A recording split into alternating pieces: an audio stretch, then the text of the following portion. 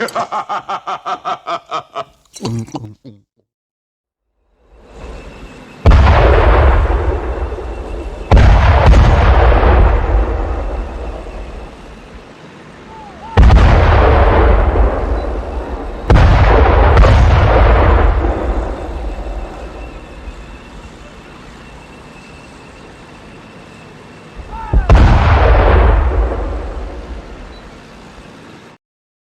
Shaul and Silas was in Berea, the believers searched the scriptures to see what Shaul was teaching was true.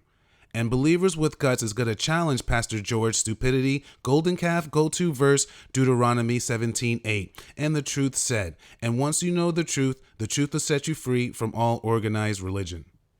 Today we're going to find out that this verse means how all hard civil crimes and conspiracies and oaths. These cases, the accused, the judge, and the priest appointed at that time will bring these cases before the Creator, and the Creator is going to be the final judge on all hard matters and oaths, because for all the earth belongs to Him. Before we investigate Deuteronomy 17:8 through 12, let's put this in proper textual and historical context. A wise man told me that the oral Torah is in the written Torah. Moses said the Torah is not hard, and in the spirit of the Torah could be broken to 3 easily parts, so simple that any child can understand. First, we have Genesis, the beginning. Second, the written Torah, Exodus, Leviticus, and Numbers. And third, Deuteronomy, the oral Torah. Moses is orally giving the written Torah to the second generation at Mount Moab. Some commandments are new for excellent reason, but most of the book is a reminder of the Creator's Torah. So for proper context, the Torah is the first 5 books of the Bible, written by Moses about 3,500 years ago, where at Mount Sinai, ancient Midian, today northwest Saudi Arabia, and who the Torah applies to, Israel and the mixed multitude at Mount Sinai, everybody born on this planet, because we all bleed the same color. That's good. One less thing. Now that we have the Torah in proper context, let's see how Judaism uses Midrash, irrational interpretation of Deuteronomy 17:8 through 12 as their unauthorized heaven authority.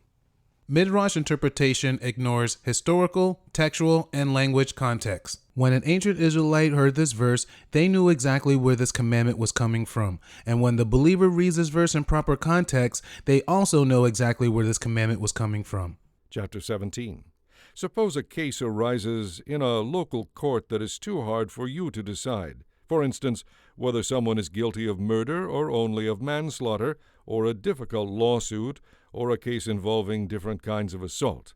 Take such cases to the place the Lord your God will choose, where the Levitical priests and the judge on duty will hear the case and decide what to do. The decision they make at the place the Lord chooses will always stand. You must do exactly what they say. After they have interpreted the law and reached a verdict, the sentence they impose must be fully executed. Do not modify it in any way. Anyone arrogant enough to reject the verdict of the judge or of the priest who represents the Lord your God must be put to death. Such evil must be purged from Israel. Then everyone will hear about it and be afraid to act so arrogantly. Verse 11 is where they pervert the scriptures for manipulation and intimidation when tested. After they have interpreted the law and reached a verdict, the sentence they impose must be fully executed. Do not modify it in any way. In the Midrash Pesita Rabbati section 3 it says, a person must not say, I will not keep the commandments of the elders, because they are not from the Torah. The Creator says to a person, no, my son, rather all they decree upon you observe, as it is written, according to the instructions they teach you, in Deuteronomy 17:8-11. Even I, the Creator of heavens and earth, must obey their decree. The ancient Pharisees uses this verse with their added oral law and taught Israel as if they have heaven authority from an unbroken chain of oral ordinations from Moses. But during the time of Yeshua, when he taught the written Torah and the prophets, the common people was amazed at his doctrine, for he has taught with one who had real authority. Chapter 7. Anyone who listens to my teaching and obeys me is wise, like a person who builds a house on solid rock.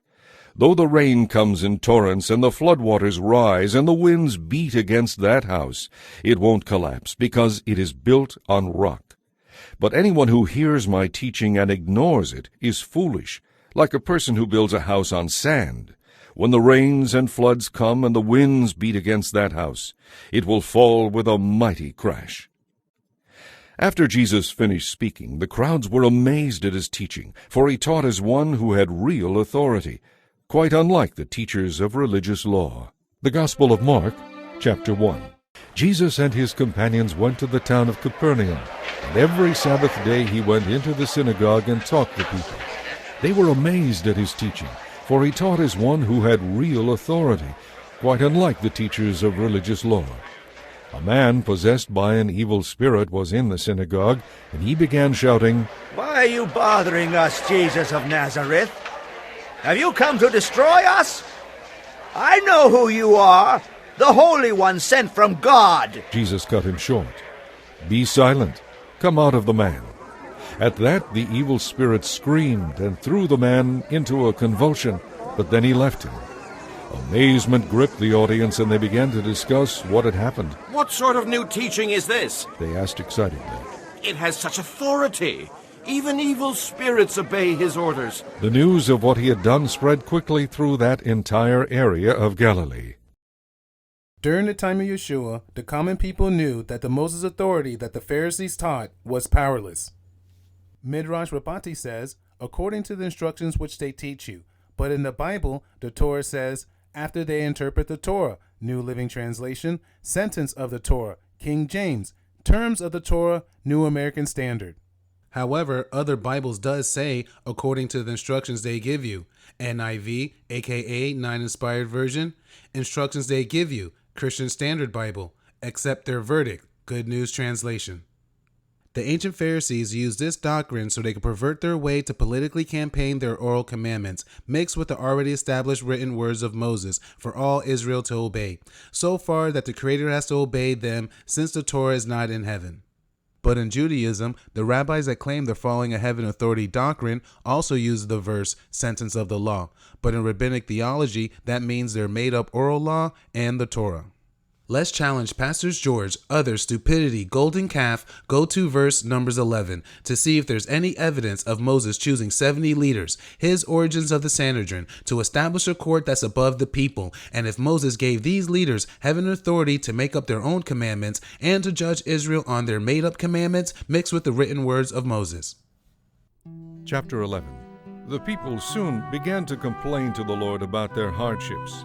When the Lord heard them, his anger blazed against them. Fire from the Lord raged among them and destroyed the outskirts of the camp. The people screamed to Moses for help, and when he prayed to the Lord, the fire stopped. After that, the area was known as Taberah, the place of burning, because fire from the Lord had burned among them there. Then the foreign rabble who were traveling with the Israelites began to crave the good things of Egypt, and the people of Israel also began to complain. "Oh, for some meat!" They exclaimed. "We remember all the fish we used to eat for free in Egypt. And we had all the cucumbers, melons, leeks, onions, and garlic that we wanted. But now our appetites are gone, and day after day we have nothing to eat but this manna." The manna looked like small coriander seeds, pale yellow in color. The people gathered it from the ground and made flour by grinding it with hand mills or pounding it in mortars. Then they boiled it in a pot and made it into flat cakes. These cakes tasted like they had been cooked in olive oil.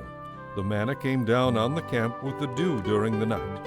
Moses heard all the family standing in front of their tents weeping, and the Lord became extremely angry. Moses was also very aggravated, and Moses said to the Lord, "Why are you treating me, your servant, so miserably? What did I do to deserve the burden of a people like this? Are they my children? Am I their father? Is that why you have told me to carry them in my arms, like a nurse carries a baby, to the land you swore to give their ancestors? Where am I supposed to get meat for all these people? They keep complaining and saying, 'Give us meat.'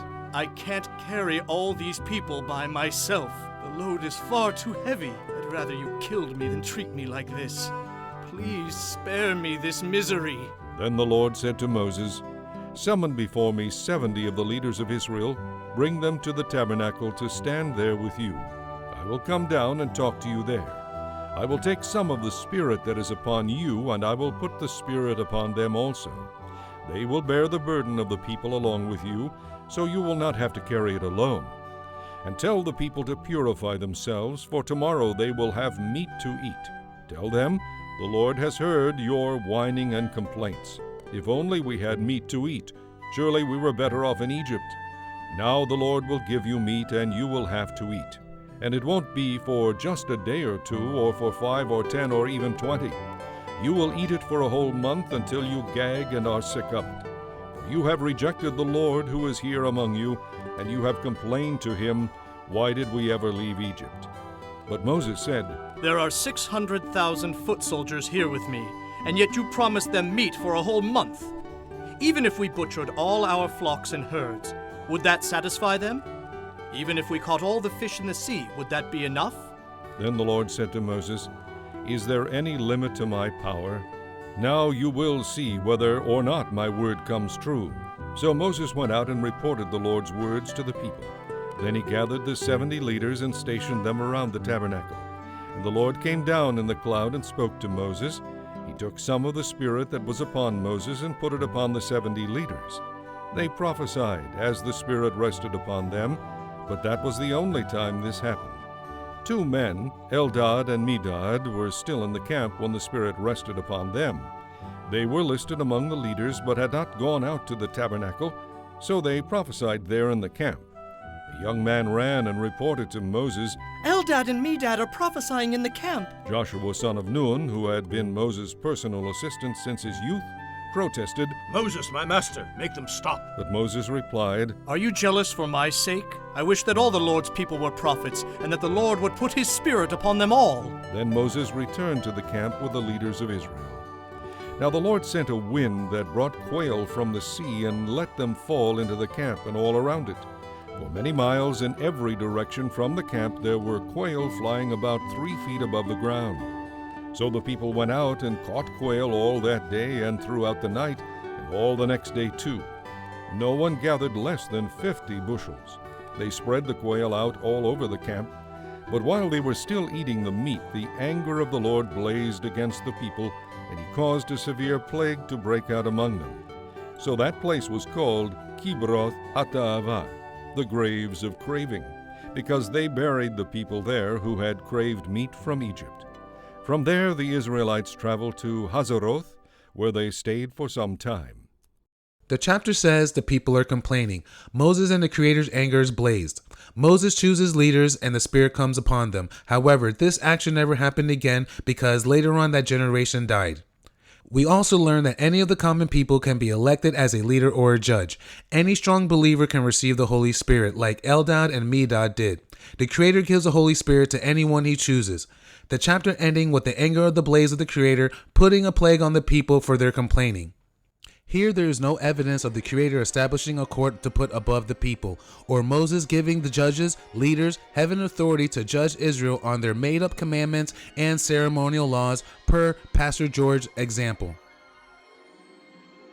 After investigating Numbers 11 and Deuteronomy 8 in its proper historical textual context, without a shadow of a doubt, these 2 verses have nothing to do with the Creator establishing a court above the people, and Moses giving any heaven authority to any man to make up any commandments. But in rabbinic theology, Pastor George and the rabbis claim they're following a Mosaic authority doctrine.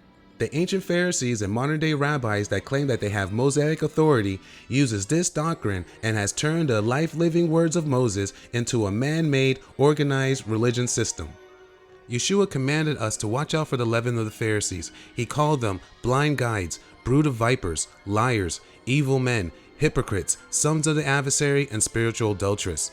Yeshua freed us from the slave chains of all organized religion. He commanded us to take up our lives and obey Moses like he did, and follow in his footsteps, and do not follow the Pharisees' made-up reforms takanot and precept masasim, no matter how good it sounds or no matter how it can help you, because the word of Moses is already there for you. The ancient Pashim and the modern-day rabbi claim they obey Moshe, but not the written words of Moshe. They follow a made-up Rabbi Moshe and a Mishnah Torah.